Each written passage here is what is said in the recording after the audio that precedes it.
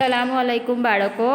धोरण 5 तारीख 6/2/2021। ધોરણ 5 તારીખ 6/2/2021। પાઠ છે આપણો 25 શહેરો અને દેશોના વિશિષ્ટ નામ। પાઠ આપણો ચાલી ગયો છે બંને પેજ પરનો। આજે આપણે જોઈશું એનું સ્વાધ્યાય। તો જુઓ સ્વાધ્યાય પ્રશ્ન 1। નીચે આપેલા દરેક પ્રશ્નના ઉત્તર માટે આપેલા વિકલ્પોમાંથી સાચો વિકલ્પ શોધીને તેનો ક્રમ અક્ષર પ્રશ્નની સામે આપેલા ચોરસમાં લખવાનો છે। આપણને પ્રશ્ન પૂછ્યો છે અને નીચે વિકલ્પો આપ્યા છે A, B, C, D। એમાંથી સાચો વિકલ્પ હોય તેના પ્રશ્નની સામે આપેલા ચોરસમાં લખવાનો। તો પ્રશ્ન 1 છે, જુઓ શ્રીનગરનું વિશિષ્ટ નામ કયું છે? આપણે પાઠ આગળ ચાલી ગયો છે। તો શ્રીનગરનું વિશિષ્ટ નામ કયું છે? A સરોવરની નગરી, B ભારતનું વેનિસ, C ભારતનું સ્વર્ગ કે D ભારતનું પેરિસ। તો જવાબ શું આવશે? ભારતનું વેનિસ છે। શ્રીનગરનું વિશિષ્ટ નામ ભારતનું વેનિસ છે। તો સામે ચોરસમાં તમારે B લખવાનો। પછી બીજા નંબરનો પ્રશ્ન, મુંબઈનું વિશિષ્ટ નામ કયું છે? A ભારતનું વેનિસ, B ઔદ્યોગિક નગરી, C ભારતનું પ્રવેશદ્વાર, D બોલિવૂડ। તો મુંબઈનું વિશિષ્ટ નામ કયું છે? C ભારતનું પ્રવેશદ્વાર। તો આપણે C લખવાનો સામે। પછી ત્રીજા નંબરનો પ્રશ્ન, ઉદ્યાન નગરી કયા શહેરનું વિશિષ્ટ નામ છે?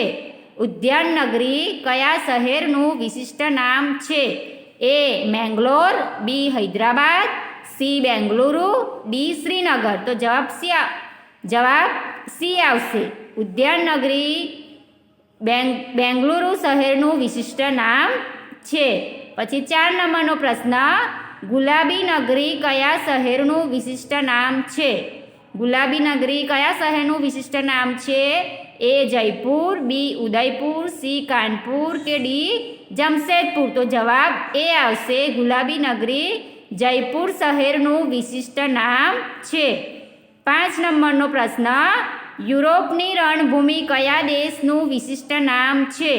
તો A Poland, B Belgium, C Austria, D Italy. તો યુરોપની રણભૂમિ બેલ્જિયમ દેશનું વિશિષ્ટ નામ છે। તો તમારે સામે ચોરસમાં B લખવાનો। પછી 6 નંબરનો પ્રશ્ન, નીલમ દ્વીપ કયા દેશનું વિશિષ્ટ નામ છે?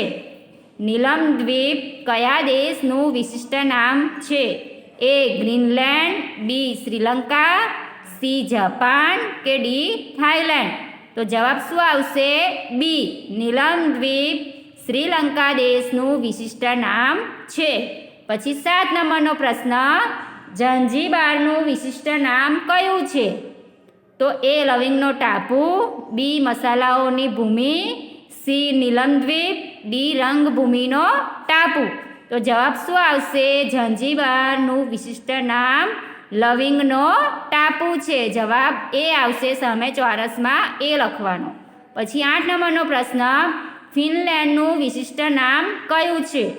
A સફેદ ભૂમિનો દેશ, B ઉગતા સૂર્યનો દેશ, C આથમતા સૂર્યનો દેશ કે D સહસ્ત્ર સરોવરનો દેશ। તો ફિનલેન્ડનું વિશિષ્ટ નામ સહસ્ત્ર સરોવરનો દેશ છે।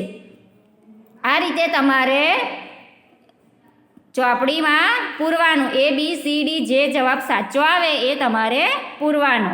પછી પ્રશ્ન 2 જુઓ, બોક્સમાંથી યોગ્ય શબ્દ પસંદ કરી મને ઓળખી મારું નામ લખો। ઉપર બોક્સમાં તમને શબ્દો આપેલા છે, હૈદરાબાદ, ક્યુબા, અમૃતસર, ઇજિપ્ત અને જમશેદપુર।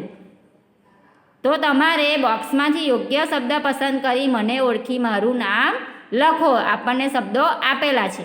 તો પ્રશ્ન 1 જુઓ, મારું વિશિષ્ટ નામ સુવર્ણ મંદિરનું શહેર છે। મારું વિશિષ્ટ નામ સુવર્ણ મંદિરનું શહેર છે। તો એ કયું શહેર છે જે સુવર્ણ મંદિરનું શહેર છે વિશિષ્ટ નામ? તો અમૃતસર। જવાબ શું આવે? અમૃતસર। પછી 2 નંબરનો પ્રશ્ન, મારું વિશિષ્ટ નામ ભારતની કમ્પ્યુટર નગરી છે। તો કયા શહેરનું વિશિષ્ટ નામ ભારતની કમ્પ્યુટર નગરી છે? તો જવાબમાં હૈદરાબાદ।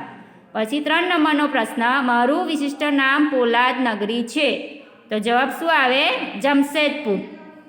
જે 4 નંબરનો પ્રશ્ન, ખાંડનો કટોરો મારું વિશિષ્ટ નામ છે. તો ખાંડનો કટોરો કોનું વિશિષ્ટ નામ છે? તો ક્યુબા. પછી 5 નંબર, નાઇલ નદીની ભેટ મારું વિશિષ્ટ નામ છે. નાઇલ નદીની ભેટ મારું વિશિષ્ટ નામ છે. તો ઇજિપ્ત આવે. તો આ રીતે મને ઓળખી મારું નામ લખવાનું છે. શબ્દો આપણને ઉપર બોક્સમાં આપેલા છે. પછી પ્રશ્ન 3 જુઓ.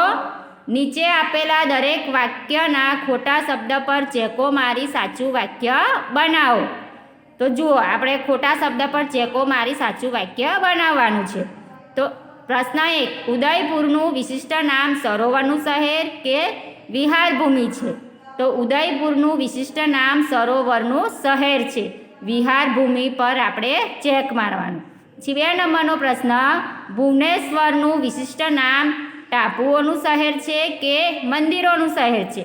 તો ભુવનેશ્વરનું વિશિષ્ટ નામ મંદિરોનું શહેર છે. ટાપુઓનું શહેર શબ્દ પર ચેક મારવાનું.